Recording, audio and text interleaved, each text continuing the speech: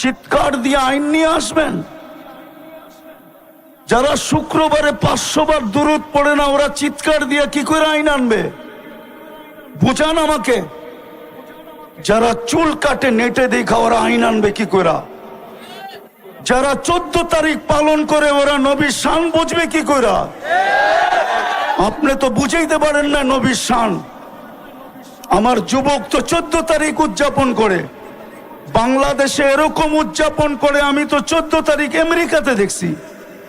ওরা তো শুধু ফুল দেয় না, হোটেলে নিয়ে খাওয়ায়, বাড়ির জন্য পার্সেল দেয়, পারে না কলিজাটা বাইর করে বুনা করে প্যাকেটে দিয়া দিতে, তারপরে বলতে যে তুই আমাকে যায়া লেখা পাঠাইস। আমি তো বাঁচবো না, কেননা কলিজা তো দিয়া দিছি, আমি তো মরে যাব, কিন্তু বন্ধুরা কমসে কম ফেসবুকে দেখবে তুই একটু লেখা পাঠাইস I.U। জিজ্ঞেস করেন না, শুধু ফুল দেয়, ফুলও দেয়, হোটেলেও খাওয়ায়, পার্সেলও দেয়, কলিজা পর্যন্ত বুনা করে দিতে চায়। পারে না খালি সামাজিকতার কারণে, নাইলে প্রতিদিন বাংলাদেশ প্রশাসন শুধু ওদেরকে সামলাইতে পাগল হয়ে যেত। ওরা প্রত্যেক গলিতে মিছিল করত, ছাক্ষে এসে আমার ভাই অমুকের রক্ষা নাই। ও তো 90% শাক খাওয়া, পার্সেলও নিছে, ফুলও নিছে, খাইছে, তারপরে বাড়ির যা জুতা পাঠায় দিছে, জুতা। বাকি যেটা বাইচা গেছে ওটারে ছলনার পেছে ফালায়া জবা করে পাঠায় দিছে। নাইলে প্রতিদিন পেপারে কেন আসে প্রেমিকের হাতে প্রেমিকার জান গেল, প্রেমিকার হাতে প্রেমিকের জান গেল, প্রেমিকের হাতে প্রেমিকার জান গেল, প্রেমিকার হাতে প্রেমিকের জান গেল? এই কথা পেপারে প্রতিদিন কেন আসবে? হ্যাঁ, কেন আসবে? বিদায় আজকে প্রয়োজনীয়তা বোঝা দরকার। যুবক, পায়ে হাত দিয়া বলি, এই মজমার পায়ে হাত দিয়া কসম খোদার একটা আয়াত দিয়া শেষ করতেছি। রওজায়ে আতহারের উপর একটা আয়াত লেখা আছে, ওয়ালাউ আন্নাহুম ইয যালামু আনফুসাহুম। আপনার উম্মত যখনই গুনাহ করবে, আর যখনই গুনার পরে কোনো পর্বে লজ্জিত হবে, সুম্মা জাউকা, আর আপনার কাছে আসবে, আস্তাগফিরুল্লাহ, আমার কাছে মাপ চাবে। বন্ধু, আমি ওর দিকে তাকাবো না, গুনাহ কি করলো এটার দিকে তাকাবো না। কোরআন আমাকে বলে ওয়াস্তাগফারা লাহুর রাসূল, আমি তো বন্ধু আপনার দিকে তাকাবো। আপনি যদি পক্ষে হন তো মাফ করে দিব, আর আপনি যদি পক্ষে না হন তো মাফ করব না, না, না, না, না। বিদায় শেষ কথা, যদি এই জীবনটাকে আল্লাহর কাছে গ্রহণযোগ্যতা পর্যন্ত পৌঁছাইতে চাই, তাহলে মুহাম্মদুর রাসূলুল্লাহ ছাড়া এই জীবনটা আল্লাহর কাছে গ্রহণযোগ্যতা পর্যন্ত পৌঁছবে না। আরেকটা কথা যুক্তিসঙ্গত বলতেছি, এই মজমার কাছে কেউ যদি খতমে নবুয়তের বিরুদ্ধে বলতে চায়, কোন নবীকে প্রমাণ করতে চায় যে না মুহাম্মদুর রাসূলুল্লাহর পরেও যেই ধরনের নবীর কথাই বলুক, শত ধরনের শব্দকে চেঞ্জ করে বলবে যে উনি ডাইরেক্ট নবী না, এরকম নবী, তেরকম নবী, যত ধরনের শব্দই ব্যবহার করুক, ওকে প্রথম জিজ্ঞাসা করেন যে আগে আমাকে একটা প্রমাণ দাও।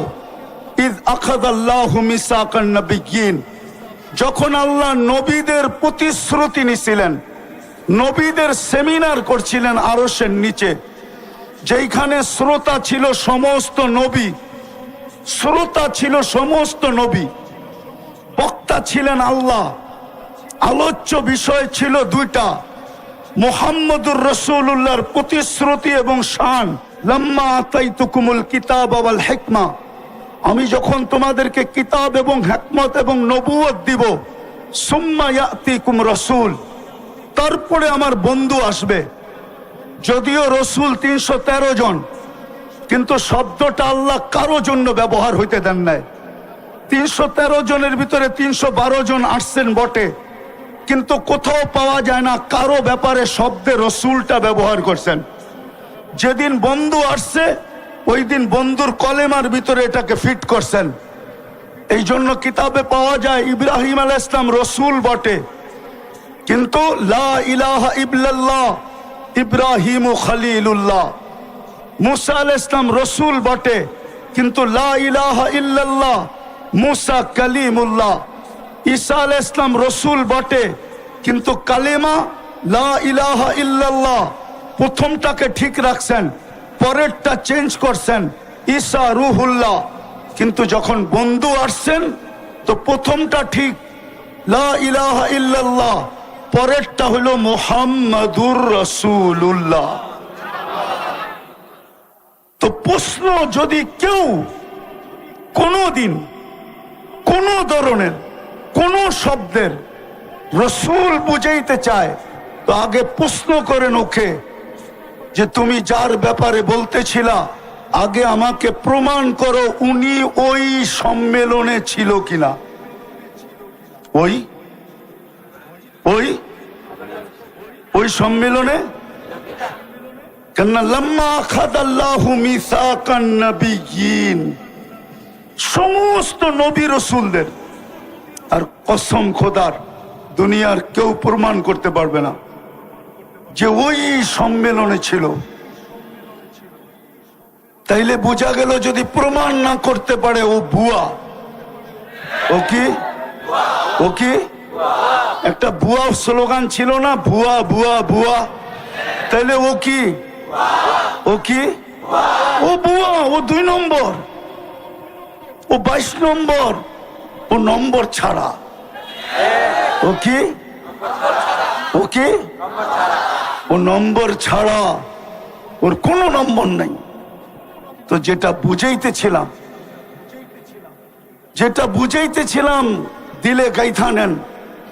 ইচ্ছা স্বাধীনতা দিছে বিদায় আজকে অনেক কিছু করা যায় যুবক, কিন্তু অচিরে ইচ্ছা স্বাধীনতাটা হরণ হবে। যদি হরণ না হইতো তাহলে আল্লাহ যুবকদের কানে ডেলি ধ্বনি দিতেন না। যুবকদের কানে ডেলি ধ্বনি দেন, আওয়াজ দেন, শাবাব লা ইয়াক্তারুকা শাবাবুকা। যুবক, যৌবনের তরঙ্গ যেন তোকে বিমুখ না করে। কাম্মে সাব সাবাকাকা ইলাল মাউত।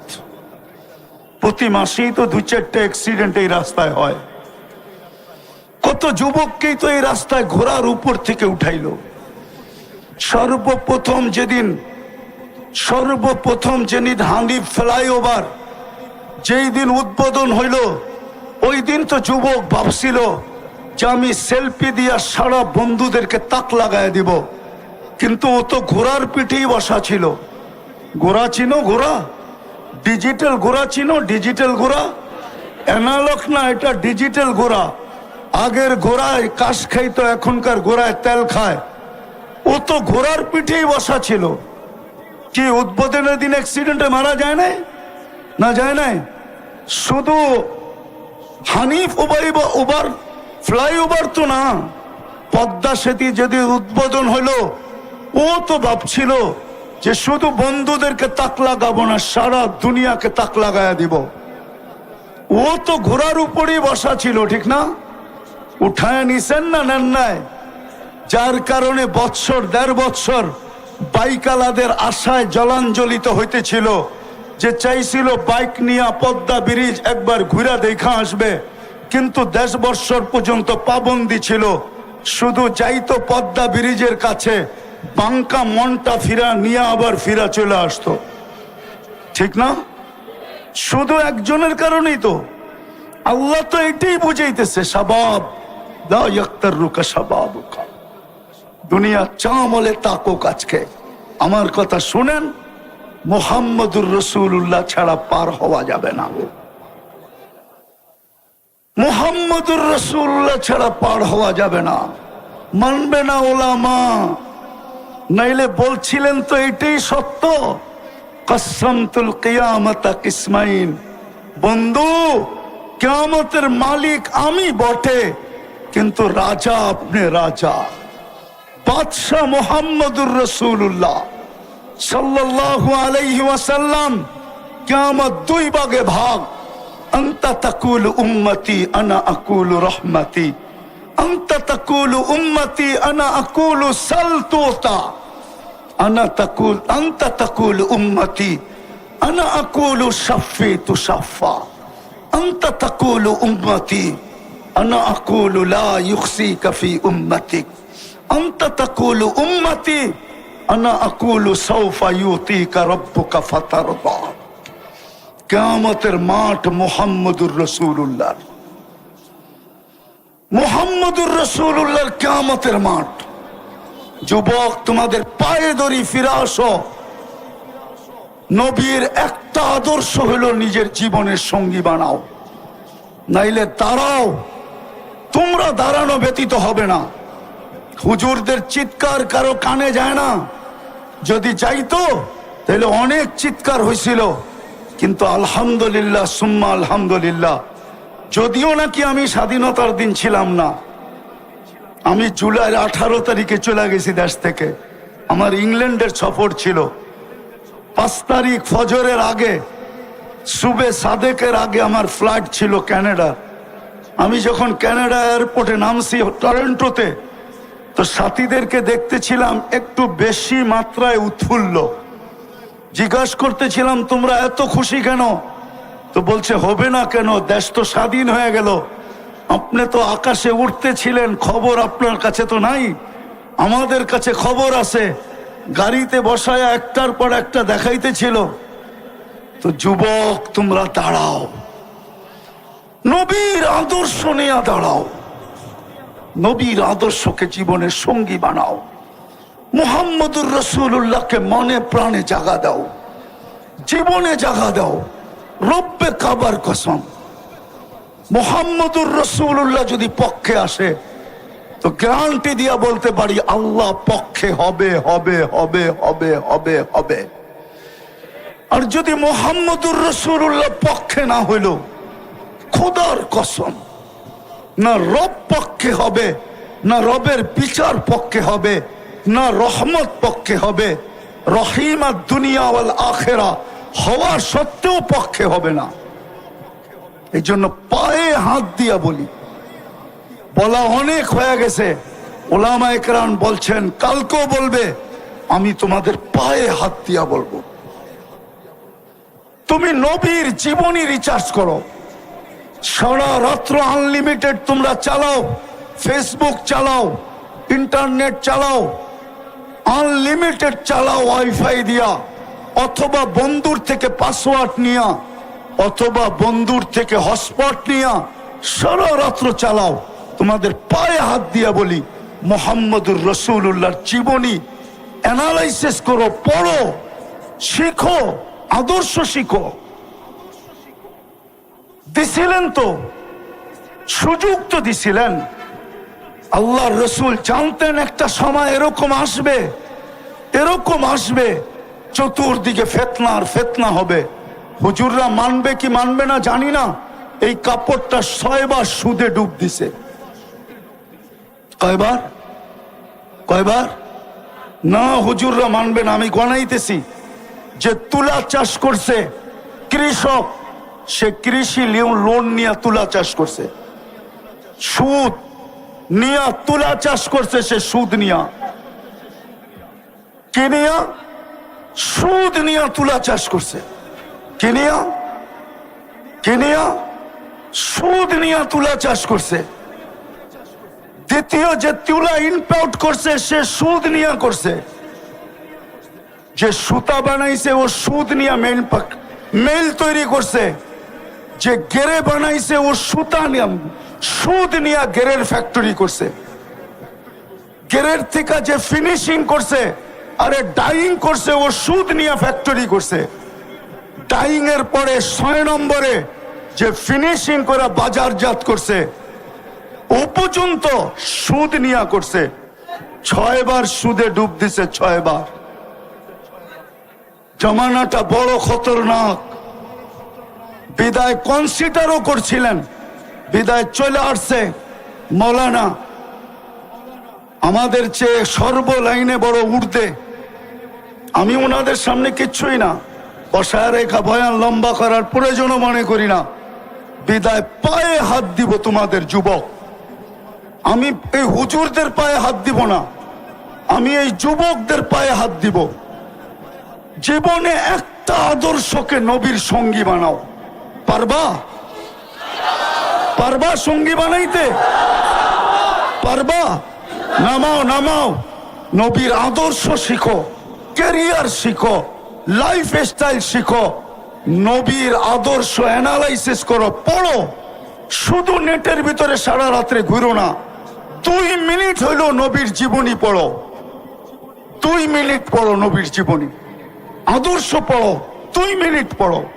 তোমাদের পায়ে হাত দিয়া বলি, আমার বিশ্বাস তোমাদের দিলে যদি নবীর মোহাব্বত একবার ঢুকলো, তাইলে তোমরা জয় ছিনায় আনতে পারবে, এটা আমার 100-তে 100 বিশ্বাস আছে। অসম্ভবকে তোমরা সম্ভব করে দুনিয়াকে দেখাইতে পারছো। সারা দুনিয়া যেটা চায় যে কাদিয়ানি অমুসলিম ঘোষিত হোক, ওটা ওই দিন সম্ভব হবে যেই দিন এই যুবকের দিলের ভিতরে মুহাম্মদুর রাসূলুল্লাহর ভালোবাসার ফোয়ারা জাগবে। যতদিন পর্যন্ত তোমাদের দিলে আল্লাহর রসুলের ভালোবাসার ফোয়ারা জাগবে না, ঝর্ণা জাগবে না, ততদিন পর্যন্ত আমাদের চিল্লানে কিচ্ছু হবে না। আমি বিশ্বাস করি তোমাদের চিল্লানে কাজ হবে। বিদায় 1 মিনিটের জন্য পড়ো, রাজি? হ্যাঁ, সর্বশেষ সবচেয়ে বড় আদর্শ, আমি হুজুরদেরকে বলতেছি না, তোমাদেরকে বলতেছি, যা খুশি তা করো, আমার কোনো আপত্তি নাই। কেননা আল্লাহ আমাকে তোমাদের উপরে দারোগা বানায় পাঠায় নাই, লাস্তা আলাইহিম বিমুসাইতির। কিন্তু তোমাদেরকে পায়ে হাত দিয়া বলবো, নামাজ ছেড়ো না। তাহাফুজে খতমে নবুয়তের প্রয়োজন কেন হলো? তাহাফুজ বোঝেন? রাসূলুল্লাহ সাল্লাল্লাহু আলাইহি ওয়াসাল্লাম যে খাতামুন নবিয়্যিন, সমস্ত নবীদের অর্থাৎ নবুয়তের ঘরের যে তালা, খাতাম মানে তালা, এই ঘর থেকে বাহির হইতেছিল, সর্বশেষ আল্লাহ তালা মাইরা দিছেন, যার কেউ বাহিরও হবে না, কেউ ঢুকবেও না। সত্য এটাই। এটাকে বুঝার প্রয়োজন কেন? আর এটাকে তাহাফুজেরই প্রয়োজন কেন? মানুষকে তো আল্লাহ বাধ্য করেন না।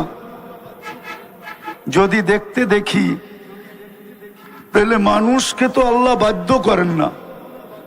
বাধ্য যদি করতেন তাইলে এক ব্যক্তিকে আল্লাহ অস্তিত্ব দিল, সবকিছু দিল, 24 ঘন্টা আল্লাহ ওকে সুরক্ষা করে, লালন পালন করে, রক্ষণাবেক্ষণ করে।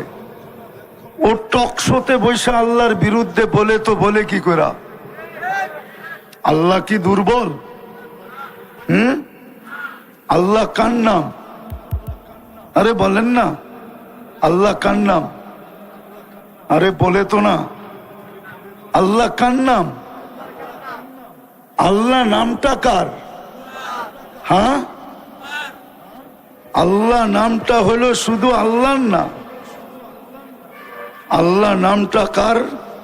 আল্লাহ নামটা হলো যিনি রহমান, যিনি রহিম, যিনি মালিক, যিনি কুদ্দুস, যিনি সালাম, যিনি মুমিন, যিনি মুহাইমিন, যিনি আজিজ, যিনি জব্বার, যিনি মুতাকাব্বিরুল খালিকুল বারিউল মুসাব্বিরুল গফফারুল কহ্হারুল ওয়াহাবুর রাজ্জাকুল ফাত্তাহুল আলিমুল قابض الباسط الخافض الرافع المؤس المذل السميع بصير الحكم العدل اللطيف الخبير الحليم العظيم الغفور الشكور العلي الكبير الحفيظ المقيت الحسيب الجليل الكريم الرقيب المجيب الواسع الحكيم الودود المجيد الباعث الشهيد الحق الوكيل القوي المتين الولي الحميد الموصي المبدي المعيد المحيي المميت الحي القيوم الواجد الماجد الواحد الأحد الصمد القادر المقتدر المقدم المؤخر الأول والآخر الظاهر والباطن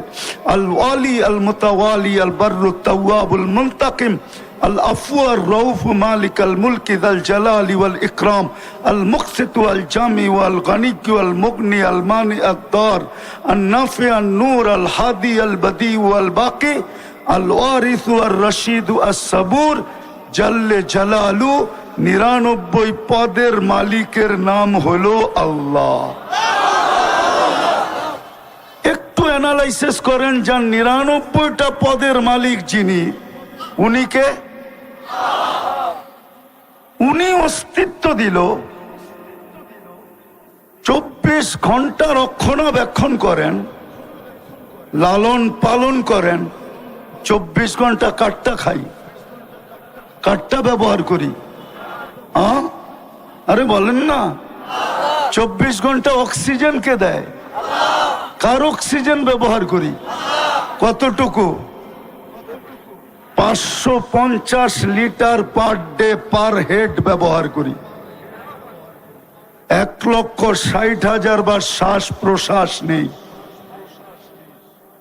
36 বার ডেলি কিডনিকে ডায়ালিসিস করেন, অথচ বিজ্ঞান পার ডে একবার পারে না করতে।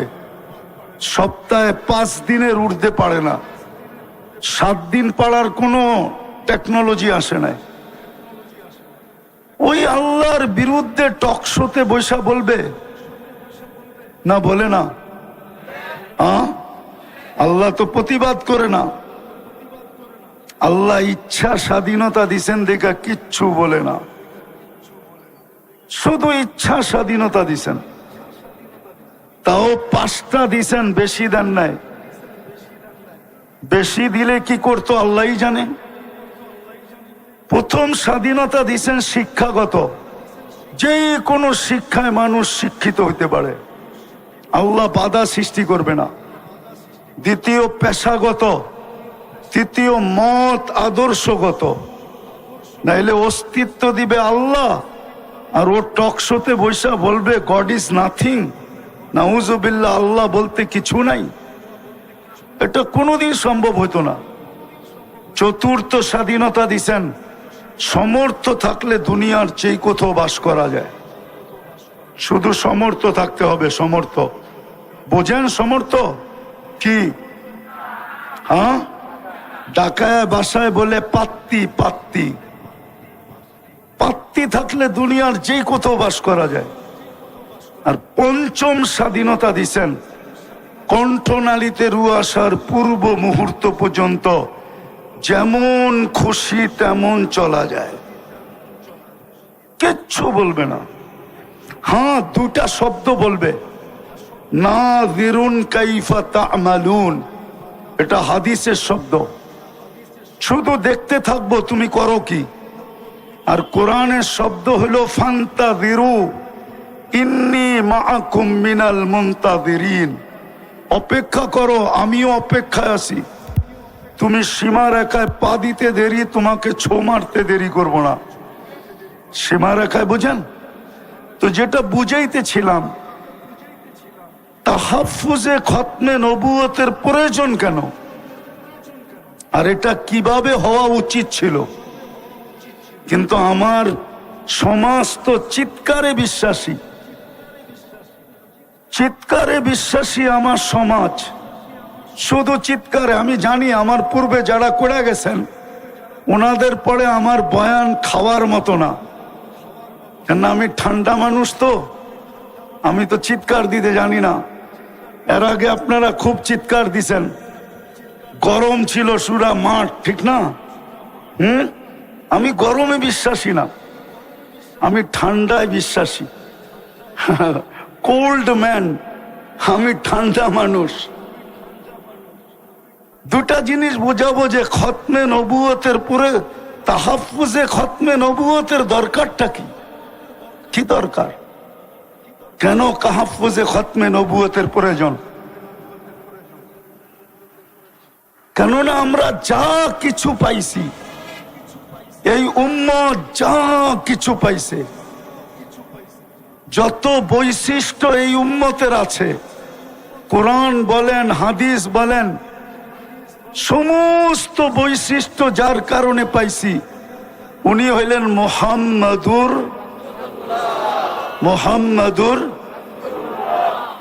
পুরা বলেন মোহাম্মদুর, বললে 120 নেকি পাওয়া যাবে।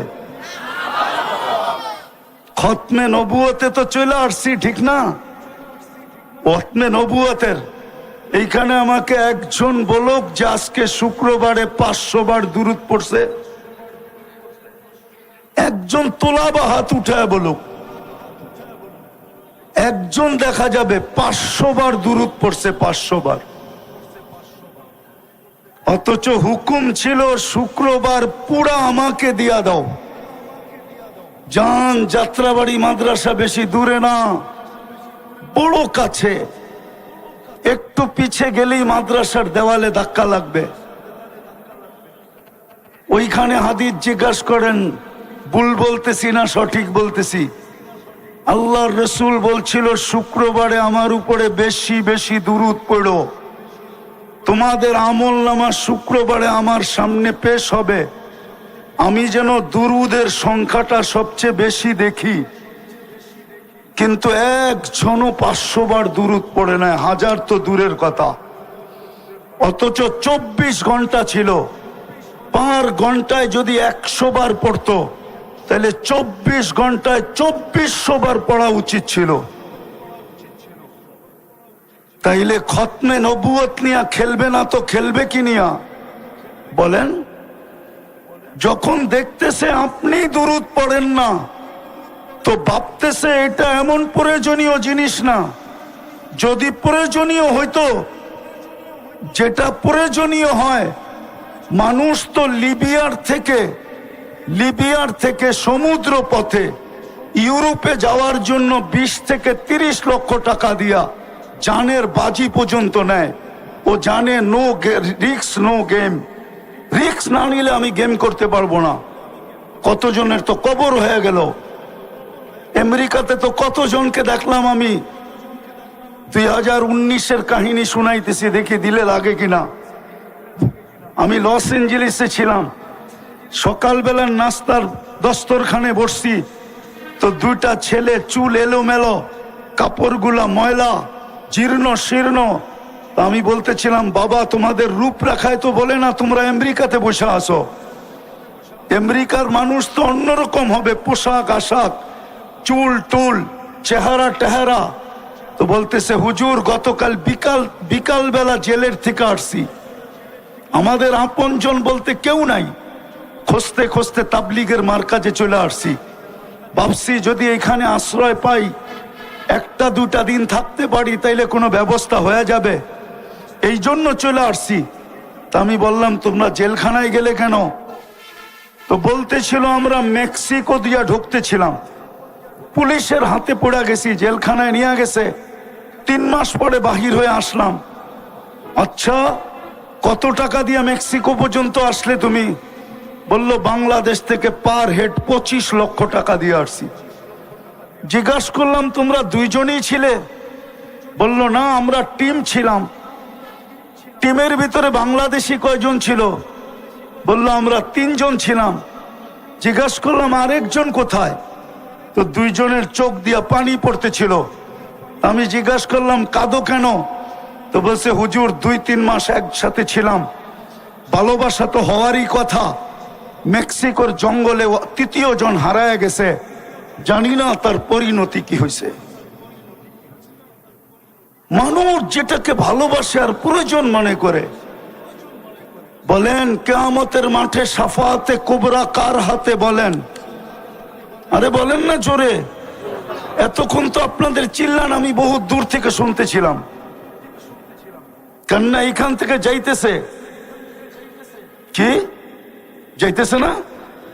হ্যাঁ, এখন বলেন না চিল্লা, কিয়ামতের মাঠে শাফাআতে কুবরা কার হাতে? বলেন, হাউজে কাউসার কার কাছে? হ্যাঁ, কার কাছে? সুপারিশ ছাড়া পার হবেন কিভাবে বলেন? 4 ধরনের সুপারিশ তো লাগবে। পার হবেন কি করে? দুনিয়াতে যা কিছু পাইছি ওই রসুলের কারণেই তো পাইছি, ঠিক না?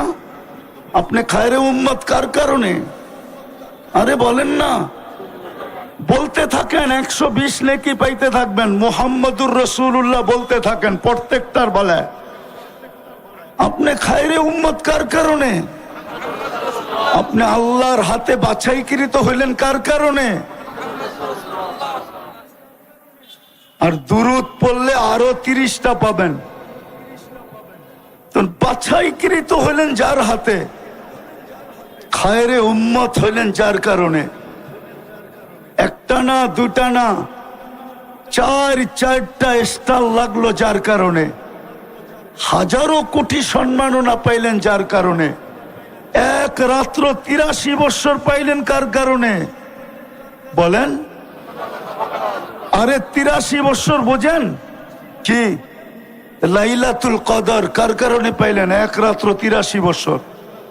আমি তো বলি, এই বৃদ্ধ যদি 80 বছর বয়সের হয়, উনি যদি দুনিয়ার থেকে চলেও যায়, আল্লাহ যদি জিজ্ঞাসা করে কতদিন ছিলে, তো 80 বছর, হিসাব দাও, তো বুক ফুলায় বলতে পারে এক রাত্রেরটা দিয়া নেই, বাকিটা পরে দিব। এক রাত্রই তো 83 বছর ছিল, আমি ছিলাম 80 বছর। 80 থেকে 80 বাদ দিয়া দেন, কিচ্ছু দিতে হবে না। তারপরও তো 3 বছরের পাওনা আসি। আপনি আমাকে জিজ্ঞাসা করেন তো জিজ্ঞাসা করেন কি কইরা? চার্জ করেন তো চার্জ করেন কি কইরা?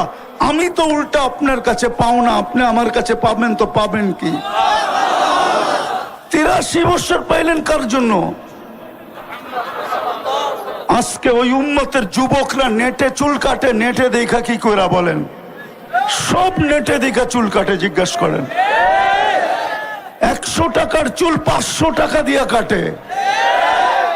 রোজার ঈদের রাত্রে 1000 টাকা দিয়া কাটে।